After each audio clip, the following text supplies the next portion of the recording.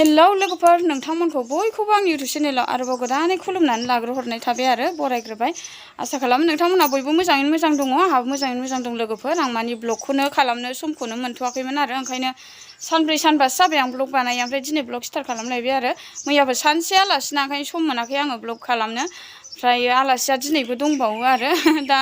बै माबा आफानि फंबायनाव बिसोरो जाहैगोन आरो ओंखाम ओमफ्राय दिनै जोंनाव जाथ'ला ओमफ्राय दिनै आंहा खामानिया रेजें जाबाय आरो दा मोनसे जायगायाव थांनांगौ काजलगाव आरो मानि थाखाय थांनो नागिरदों बेखौ आं दा नोंथांमोननि सिगाङाव लासै लासै फोरमायलांसै आरो खोन्थालांसै ओमफ्राय दा आङो देरि जाबाय लोगोफोर आं थांबाय थानोसै गारिजों दा गारि सायाव रायलायलांसै आरो ना थ'दो नोंथांमोनहा नायलांबाय थाबानो जाबायना थांगासिनो फैबाय जोङो लोगोफोर ओमफ्राय दा थांगासिनो आरो बोराया आंखौ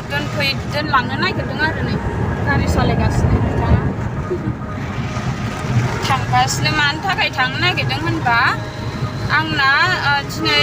1 थारिख ना होनदों दिनै 1 थारिखनिफ्राय माने टेलरिं ट्रेनिं दं आरो दा बेखौनो आं लाहैनो नागिरदों लोगोफोर ओमफ्राय पार्लारजोंल' जायाना गामि एरियानि दखान होनाया बिदिनो आरो मोनसेजोंल' जाया माने गामिफ्राव बांद्राय सोलिया नालाय बेफोरो पार्लारफ्रा एसे सिजेनावल' जायो बियो ओमफ्राय बेखौथ' जों नेनानै थाबाय थानो हायाना ओमफ्राय आङो दा प्लास पार्लारजों लोगोसे आङो टेलरिं ट्रेनिं लानो आं थांगासिनो लोगोफोर दा दिनै फार्स्ट टाइम आरो आं मिथिया माबोरै खुनु जेबो हमनो हाया आरो आं इउटुबफ्राव नायबाय थायो ओमफ्राय नों ट्रेनिं लायाबाथ' जाथाराना बेफोरो ओंखायनो आं दा ट्रेनिं लाहैनो थांगासिनो बोसोरनैसो जाबाय आङो फर्म फिलआप खालामनानै दोननाय आरो 1.5 बोसोर बिदिनो बोसोरनै आरो दा दिनैसो लेंहरदों आरो सारमोना ओमफ्राय दा बेखौनो आं नोंथांमोनजों एसे मा शेयार खालामनो हायो आं बेखौ खालामनांगोन आरो नायनोसै दा थांगासिनो अखा हाखांबाय आरोना दासान्दि अखा हागासिनो एसे मैयाबो जा बार बारदों ओमफ्राय बिफां लाइफां एकदम बिलाइ ओंखारजोब्बाय बिराद मोजां जाबाय आरो ग्रिन कालारफ्रा बिफांनि बिलाइ कालारफ्रा आरोना मोजां जाबाय हाफ्राबो गिसि जाबाय एबार मैगं थाइगं बिराद मोजां जासिगोन ना अखा हानायखाय ओमफ्राय दा थांगासिनो लोगोफोर बेनो आंना मा होनो टेलरिं ट्रेनिं लानो थांगासिनो आरो आं माने गुजुदोंना बिरादनो गगा मोनदों ओंखायनो आंनि आवाजआ बांद्राय मोजां जायाखै आरो गारामा बेद्रायगासिनो आंना बिरादनो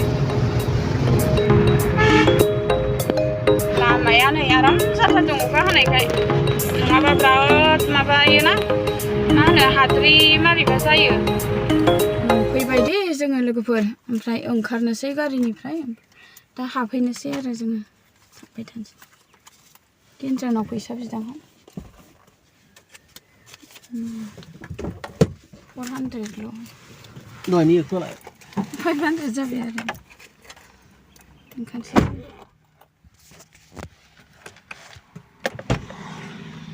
खारबाय गारिनिफ्राय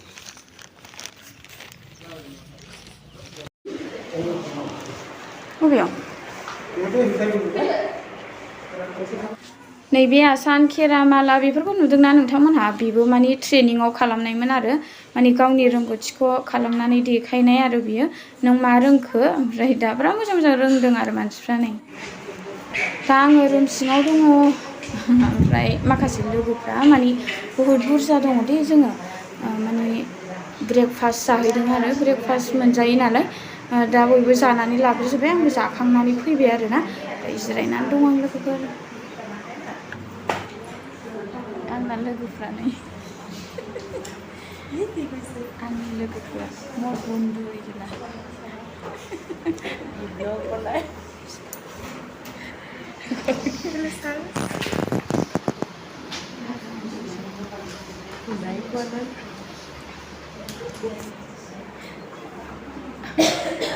आंना लोगोफ्रा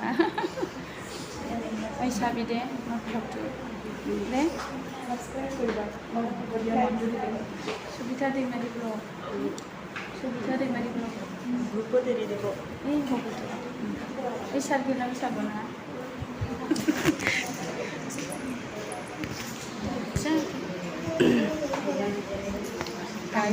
बांद्राय बानायबाय थानो हाया दे लोगोफोर माने सारमोन दंना सारमोना दसे बायहेरायाव थांथ'दोंना ओमफ्राय आं दा बानायदों आरो दोनथ'नोसै।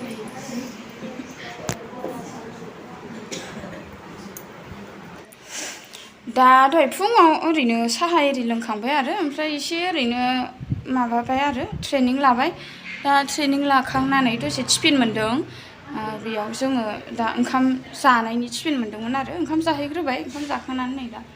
हाबफिननांगौ जाबाय आरो रुमाव ओरैनो थांनांगौ आरो बेजों ओरै थांनांगौ आं फारि फारि देखायलांगोन उनहालागैनि ब्लगखौ आरो दा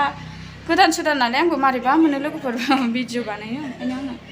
लासै आं खोन्थालांगोन आरो नुबाय थागोन नोंथांमोनहा आंनि ब्लगनि गेजेरजों आरो दा ओंखाम जाखांनानै हाबफिनसै दा रुमाव आरो क्लास दसे दंबावो आरो बेखौ बानायनानै न'आव थांसै दा बेनो लोगोफोर दंजोबो बेयाव गासिबो जिरायनानै दं आरो माखासेफ्रा ओंखाम जानानै फैयाखै खावसे जिरायनानै दङ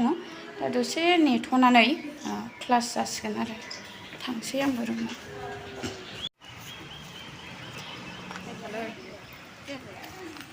फट' एसे लाजादों जोंहा फैनाय आरो ओमफ्राय नै आगैमोनबो ओंखारजोब्बाय जों थांनोसै आरो बे आगैया जोंथिं जायो नालाय मा गामि होनदोंलाय आं सान्थिफुरनिनो सनाया दा जों थांनोसै ओंखारबाय बयबो थांजोब्बायानो थांबाय थानोसै गाबोन लोगो हमसैलायना आगै एसे लोगोफोर आं गोथावसो मोनो बिनि मोदोमनायखौनो जों दा नै खुसेर बिदै लोंनो नागिरदों लोंनानै थांनोसै आरो जोङो एसे थान्दा जानायनि जा गरम ना बोथोरफ्राबो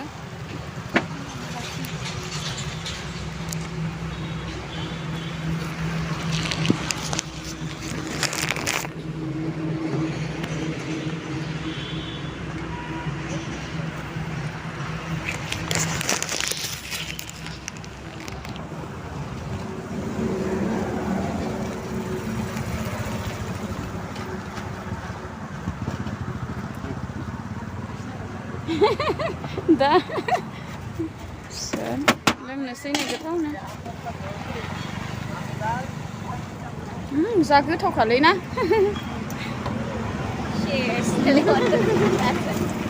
लोंखांनानैसो जोंना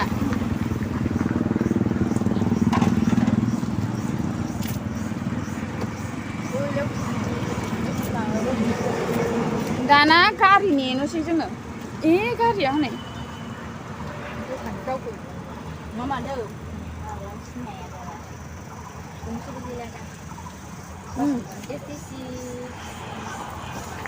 गारि लाबोलायबाय हे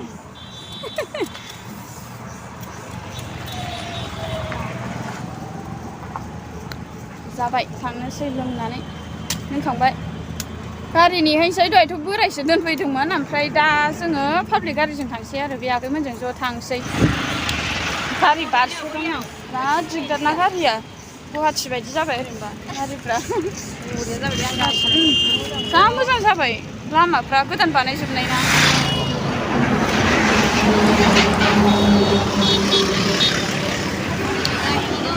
नै मा जाखो ओइ नाजां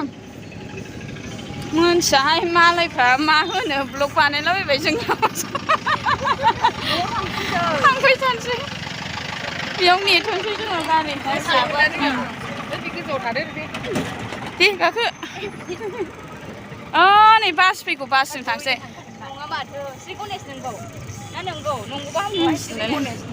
नोंसोर गाखोग्राखाय मिथिला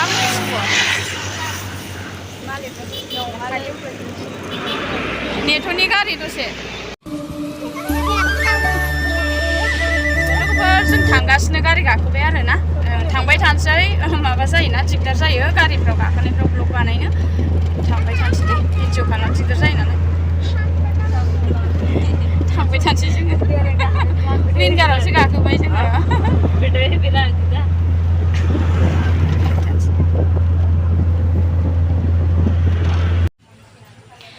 आं दा नै आगैमोनजों गावस्रालायबाय आङो आस्राबारियाव ओंखारबाय बिस्रा थांबाय आरो आगैमोना ओमफ्राय गारि सायावथ' ब्लग लाबाय थानो हायासै ओमफ्राय दा बेयाव लाफैबाय आङो दसे नोंथांमोनजों रायज्लायबाय ओमफ्राय ब्लगाथ' दिनैना बिसिमल' जाबाय लोगोफोर आसा खालामो नोंथांमोना दिनैनि आंनि ब्लगखौ एसेब्लाबो नायना मोजां मोन्दों होननानै स' लोगोफोर दोनथ'लायनोसै नामा मेंनाय मोनबाय बिरादनो दिनैनि ब्लगा बिसिम जासिगोन दे बाय बाय लाभ इउ अल बिनिसिमबो खुलुमहरबाय